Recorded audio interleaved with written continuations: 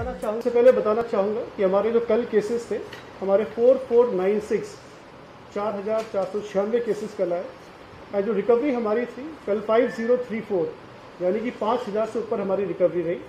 ये काफ़ी समय बाद हुआ कि हमारी रिकवरी हमारे number of cases, new cases से ज़्यादा रही, जो अपने आप में एक अच्छी स्थिति है। हम लोग होप करते हैं कि लगातार ऐसी स्थिति हम लोग आगे बना के रखें।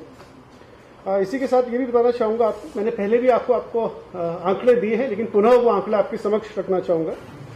हम लोगों ने पिछले एक महीने के अंतर्गत करीब हमारे जो टोटल ऑक्सीजन बेड्स जो संख्या बढ़ाई है, पिछले एक महीने में अगर कंपैरिजन करेंगे आप 20 अप्रैल के बाद से, तो करीब 2,600 ऑक्सीजन बेड्स, सपोर्टेड बेड्स हम लोगों ने बढ़ाए हैं। करीब आईसीयू बेड 678 और वेंटिलेटर 192 और हम लोगों ने बढ़ा दिए हैं। इससे जो ओवरऑल संख्या हमारी जो हुई है अभी, यदि आप मार्च 2020 से कंपैरिजन करेंगे, मैं आपके सामने समक्ष ये कंपैरिजन इसलिए रख रहा हूँ कि राज्य सरकार के द्वारा जो पिछले एक साल से लगातार तैयारियां की जा रही हैं, वो कहीं ना कहीं इन आंकड़ों में देखने के लिए मिलती है। मार्च 2020 में हमारे पास ऑक्सीजन सपोर्टेड बेड 673 के आसपास थे, जो आज की डेट में करीब 6,000 के आसपास है। ऑलमोस्ट 7-8 गुना हमारे ऑक्सीजन सपोर्टेड बेड्स बढ़े हैं। इसी प्रकार हमारे आईसीयू बेड्स तो 216 थे मार्च 2020 में, आज की डेट में 1495 हो गए, 1495 हो गए, तो काफ़ी सब्सटैंशियल इंक्रीज हमारे आईसीयू बेड्स में भी हुआ है। इसी प्रकार वेंटिलेटर्स जो हमारे 116 थे, वो फिगर भी हमारा 983 के आसपास हो गया, तो 7-8 गुना हमारे वेंटिलेटर्स में बढ़ोतरी हुई है। ऑक्सीजन सिलेंडर्स जो हमारे करीब 1193 के आसपास थे, आज हमारे पास 10,000 के ऊपर ऑक्सीजन सिलेंडर्स है। एंड पिछले एक महीने में ही हमने करीब 400-500 के आसपास ऑक्सीजन सिलेंडर्स और ऐड करे हैं अपने हेल्थ के आंकड़ों में। इसके बाद ऑक्सीजन कॉन्सेंट्रेटर्स हमारे पास 275 के आसपास थे, जो एज ऑन डेट अब 1,500 से ऊपर हो चुके हैं। लगातार हमारी टीम का प्रयास है कि ऑक्सीजन कॉन्सेंट्रेटर्स और ऑक्सीजन सिलेंडर्स, हम लोग गवर्नमेंट ऑफ इंडिया को भी रिक्वेस्ट हमने करा है। हमारा CSR सेल काफ़ी एक्टिव है, बहुत अच्छा सपोर्ट एंड कॉपरेशन हमें समस्त ऑर्गेनाइजेशन से, जनता से, सभी से मिल रहा है, और इसके नंबर्स हम लोग सब्सटैंशियली इनहांस करेंगे। इसके बारे में आप सभी को पता है, म्यूकोर माइकोसिस के बारे में, जो ब्लैक फंगस के रूप में जिसको हम लोग बार बार कह रहे हैं, मेरे सहयोगी उसके बारे में अलग से थोड़ी देर में डिटेल में बताएंगे। ऑक्सीजन मैनेजमेंट के मैं आपको बताना चाहूँगा कि 2 ट्रेन्स आप सभी की नॉलेज में है कि हमारे राज्य में आ चुकी हैं। लगातार जमशेदपुर से, दुर्गापुर से सप्लाई हमारे यहाँ पर हो रहा है। पहली ट्रेन से हमें करीब 80 मेट्रिक टन प्राप्त हुआ, सेकेंड ट्रेन से हमें 100 मेट्रिक टन प्राप्त हुआ, और आज हमारी जो ट्रेन आ रही है इसमें भी करीब 80 मेट्रिक टन हमें ऑक्सीजन प्राप्त होगा। इस सारे ऑक्सीजन का हम लोग अपनी ऑक्सीजन सप्लाई तो लगातार अपने हॉस्पिटल्स में बना के रख रहे हैं, साथ ही साथ हम लोग अपने रिजर्व्स भी बना रहे हैं। हमारे रिजर्व्स गढ़वाल में भी रहेंगे और कुमाऊं में भी रहेंगे, ताकि किसी प्रकार की कोई अनिश्चितता हमारे ऑक्सीजन सप्लाई में ना हो। थर्ड, मैं आपको बताना चाहूँगा कि आपके सहयोग से हमारी जो पहल थी ई-संजीवनी की, जिसके माध्यम से हम लोग लगातार लोगों के घर पे ही पहुंचकर उनको पूरा टेलीमेडिसिन एवं पूरा कंसल्टेशंस की सुविधा दे रहे थे। इसमें हमारे ये फिगर्स आपके समक्ष रखूंगा, तो 1 अप्रैल से करीब 26,900 टेली कंसल्टेशंस हमने किए। ये काफ़ी सब्सटैंशियल नंबर है, और हमारे ये टेली कंसल्टेशंस अब ऑलमोस्ट 1000 से ऊपर पर डे चल रहे हैं, और हमारा ये प्रयास रहेगा डिपार्टमेंट का कि इनको हम लगातार बढ़ाते रहेंगे। इसी प्रकार से हमारी 104 की जो हेल्पलाइन है, जो अगेन आपके सहयोग से मैंने कई बार अपने माननीय सभी समस्त मीडिया साथियों से इसके लिए अनुरोध किया था, काफ़ी आपने प्रचारित इस चीज़ का किया हमारी मीडिया 104 की हेल्पलाइन का। एंड हमारे जो कॉल्स हैं करीब 1,10,000 के ऊपर कॉल्स हमारी 104 की हेल्पलाइन से आज तक आए हैं। इसी प्रकार आप देखेंगे जो हमारे विजिटर्स, जो हमारे कोविड-19 की वेबसाइट है, हमारे ऑलमोस्ट 9 लाख विजिटर्स हैं जो लगातार हमारी वेबसाइट को एक्सेस कर रहे हैं। यह हर तरह की इंफॉर्मेशन हमारी वेबसाइट पे अवेलेबल है। एक डिटेल भी हमने पूरा हमारे डेली जो बुलेटिन निकलता है उसमें भी हम डिटेल लिखते हैं कि कौन कौन सी सूचनाएं हमारी वेबसाइट पे है, चाहे अवेलेबिलिटी ऑफ बेड्स के बारे में हो, चाहे अन्य सूचनाएं हैं, वो सभी प्रदर्शित होती है हमारी वेबसाइट पर डेली बुलेटिन पे। इसके बाद में आपके समक्ष रखना चाहूँगा कि हमने एक नई व्यवस्था प्रारंभ की है, जिसको हम लोग डिसेंट्रलाइज कोविड केयर सिस्टम बोल रहे हैं। इसके तहत हम लोग सब्सटैंशियली जो कोविड केयर सिस्टम हमारा है, ये सिटीज़ के साथ साथ हमारा पेरी अर्बन एरियाज और हमारे रूरल एरियाज में भी इस तरह का सिस्टम स्टैब्लिश होगा। इसके लिए हमारे अलग अलग स्टेप्स हमने लिए हैं, काफ़ी डिटेल गवर्नमेंट ऑर्डर जारी किया है, मेरे ख्याल से आप सभी ने वो देख लिया होगा। इसमें हमारा मुख्यतः पहल ये है कि हम लोग सभी ब्लॉक्स में या तहसील में जहाँ पर भी हमारी कोई रूरल इकाई है, वहाँ पर एटलीस्ट एक कोविड केयर सेंटर स्थापित करें। वो कोविड केयर सेंटर हमारा एग्जिस्टिंग CSC हो सकता है, वो कोविड केयर सेंटर हमारी कोई होटल या कोई हमारा ब्लॉक में कोई यदि कोई फंक्शनल आपका कोई अन्य रेजिडेंशियल ऐसा अपार्टमेंट है या कोई ऐसी बिल्डिंग है गवर्नमेंट बिल्डिंग जिसको हम यूज़ कर सकें। हम लोग ये प्रयास करेंगे कि सभी ब्लॉक्स में हमारे कंट्रोल रूम हो, उन सभी कंट्रोल रूम्स को मैन करने के लिए 24/7 एटलीस्ट मैन पावर हो। साथ ही साथ हमारा अब ये भी प्रयास रहेगा कि मोबाइल टेस्टिंग लैब्स अपनी करेंगे जिसमें सैम्पलिंग हेतु सभी ब्लॉक्स में हमारी मोबाइल यूनिट्स अवेलेबल हो, जो सैंपल्स डिफरेंट गांव में जाके सैंपल लेंगे। आप सभी की नॉलेज में है कि हम लोगों ने सब्सटैंशियल मेडिसिन खरीदने का प्रोक्योरमेंट के भी आदेश दिए हैं और मेरा मानना है कि अगले एक हफ्ते में जो हमारी ये डिसेंट्रलाइज कोविड केयर व्यवस्था है ये काफ़ी सुचारू रूप से अभी भी चल रही है और जनपदों में और ढंग से सुचारू रूप से संचालित होगी।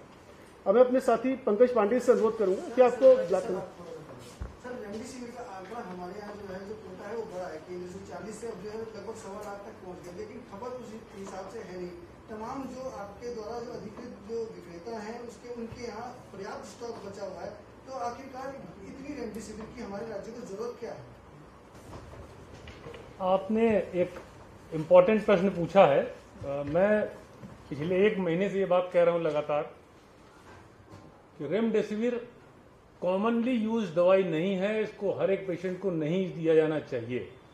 और वर्तमान में यही प्रश्न के रूप में आपने मुझसे पूछा है, तो वो कोटा है जो भारत सरकार ने सभी जो मैन्युफैक्चरिंग कंपनी हैं उनकी कैपेसिटी के हिसाब से हर एक स्टेट को अलोकेट किया है कि इतना तक इनको मिल सकता है, ये स्टेट अगर रिक्वायर्ड है तो इतना ले सकते हैं उस टाइम फ्रेम के अंदर जो भारत सरकार ने दिया है।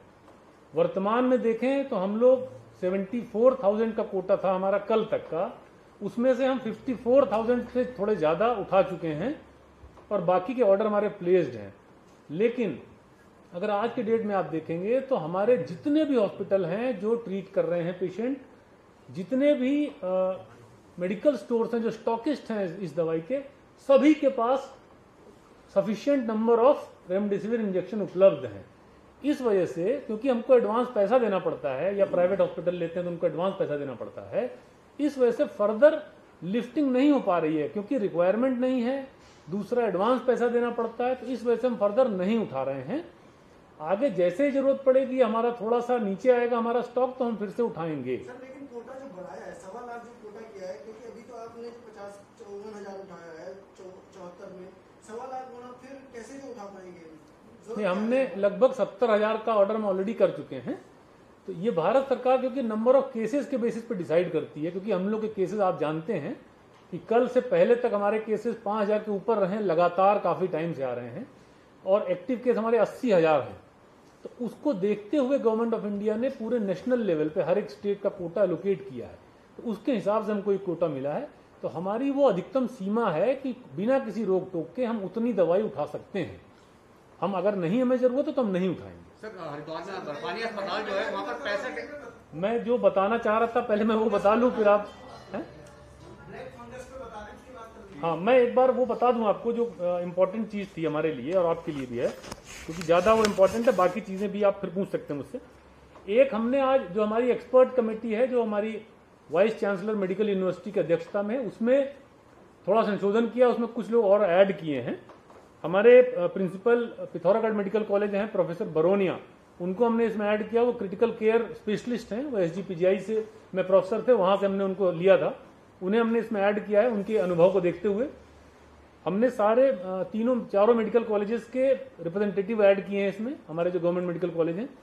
इसके अलावा हमने एक पब्लिक हेल्थ एडवाइजरी कमेटी भी बनाई है जो कम्युनिटी मेडिसिन के हेड ऑफ डिपार्टमेंट हैं दून मेडिकल कॉलेज के, वो उसको चेयर करते हैं, उनको भी इसमें ऐड किया है, क्योंकि कोई भी प्लानिंग बिना पब्लिक हेल्थ प्लानिंग के नहीं हो सकती है। तो हमने दोनों अलग कमेटी रखी थी, अब उसको मर्ज एक तरह से इसमें भी हमने उनको ले लिया है। अगर पब्लिक हेल्थ का कोई इशू होगा तो वो उसको फ्लैग करके उसमें अपनी एडवाइस दे सकते हैं। और स्टेट सर्वेलेंस ऑफिसर को भी हमने इसमें ऐड किया है ऑफिशियली। तो ये 4 एडिशन हमने किए हैं इस कमेटी में और हमने इसका ऑर्डर जारी कर दिया है। इसके बाद जो मैं आपको बताना चाह रहा था कि हमारी एक्सपर्ट कमेटी ने अपनी रिकमेंडेशन दी है, उसमें जो मेन चीजें, हमारा जो फोकस है, मैंने पहले भी कहा था, हमारा फोकस होना चाहिए प्रिवेंशन, क्योंकि ब्लैक फंगस जो है कॉमनली फाउंड फंगस है जो एटमॉस्फेयर में, मिट्टी में, हमारे घर के आसपास और अस्पतालों में कॉमनली होता है। हमको सिर्फ उसको अपने बॉडी में आने से, अपने शरीर के अंदर जाने से रोकना है। हमारा टारगेट ये होना चाहिए। होने के बाद ट्रीट करना बहुत मुश्किल होता है। कल भारत सरकार की एक वीसी थी, हम लोग भी कनेक्टेड थे, उसमें डॉक्टर रणदीप गुलेरिया जो एम्स के डायरेक्टर हैं, उन्होंने डिटेल में बताया कि अगर एक बार ये अंदर चला गया साइनस के अंदर या कहीं, तो बहुत कॉम्प्लिकेटेड सर्जरी करनी पड़ती है। 6-7 फील्ड के डॉक्टर्स में इन्वॉल्व होते हैं इसको करने में, और 50% मोर्टेलिटी है। तो हमारा टारगेट है कि हम बचा सकें। उसमें कॉमनली ये होता है कि हम जो कंस्ट्रक्शन साइट्स हैं उसमें बिना ग्लव्स पहने, बिना शूज पहने, लंबे शूज ये सब पहने न जाएं। हॉस्पिटल के अंदर जो ऑक्सीजन मास्क यूज कर रहे हैं उसको क्लीन करके यूज करें। जो पानी उसमें डाला जा रहा है वो स्टेराइल वाटर होना चाहिए, डिस्टिल्ड वाटर होना चाहिए, नॉर्मल टैप वाटर नहीं होना चाहिए, क्योंकि उससे भी जा सकता है। इसके अलावा डायबिटीज कंट्रोल में रहनी चाहिए, क्योंकि जो डायबिटिक हैं सबसे ज्यादा खतरे में वही लोग होते हैं। इसके अलावा जो साइंस होते हैं, इसके जो सिम्टम्स और साइन आते हैं, उसको इमीडिएटली पकड़ना चाहिए। जैसा कि आप जानते हैं, कल शाम तक 17 केस रिपोर्ट हो चुके हैं हमारे यहाँ पे, हमारे स्टेट में। 14 उसमें से एम्स में एडमिट है, एम्स ऋषिकेश में। तो ये सीरियस टाइप की बीमारी है। अगर इमीडिएटली उसको हम पकड़ सकते हैं तो हम अपने आप को बचा पाएंगे, अपने पेशेंट्स को बचा पाएंगे। कोविड वालों को क्यों ज्यादा हो रहा है? क्योंकि कोविड के लोग की इम्यूनिटी बहुत कम हो जाती है। वायरल इन्फेक्शन में हमेशा इम्यूनिटी कम होती है, तो जिनकी इम्यूनिटी कम होती है उनको फंगल इन्फेक्शन कॉमनली होता है। कुछ ऐसी दवाइयां हैं जैसे स्टेरॉइड, जिनको स्टेरॉइड चलते हैं उनकी भी इम्यूनिटी कम हो जाती है। तो क्योंकि कोविड में भी स्टेरॉइड चलता है, इस वजह से भी इम्यूनिटी कम होती है। तो इस वजह से कोविड के पेशेंट्स को ज्यादा खतरा है। तो इसलिए हमें इसको बचा कर रखना है। ये हमने ऑर्डर सर्कुलेट कर दिए हैं। जो रिकमेंडेशन है, इसका प्रिवेंशन हमारी प्रायोरिटी है। अगर प्रिवेंट हम कर पाएंगे तो नथिंग लाइक इट। उसके बाद नेक्स्ट स्टेप होता है ट्रीटमेंट। तो ट्रीटमेंट का जो मेन स्टे है वो है डायबिटीज कंट्रोल करना। एंटी फंगल ड्रग्स हैं, 2 ड्रग्स हैं उन्होंने दिया है, बताया, रिकमेंड किया है। और एक तीसरी इंपॉर्टेंट ड्रग है amphotericin B. Amphotericin B commonly use नहीं होती है, अभी जरूरत पड़ी है उसकी, तो हम लोग यूज कर रहे हैं। हमारे स्टेट में 2 कंपनीज हैं जिनको ऑलरेडी लाइसेंस मिला हुआ है। बीच में वो बना नहीं रहे थे क्योंकि जरूरत नहीं पड़ रही थी, तो उनको भी हम लोगों ने रिक्वेस्ट कर दिया है 2 दिन पहले कि आप भी बना दीजिए।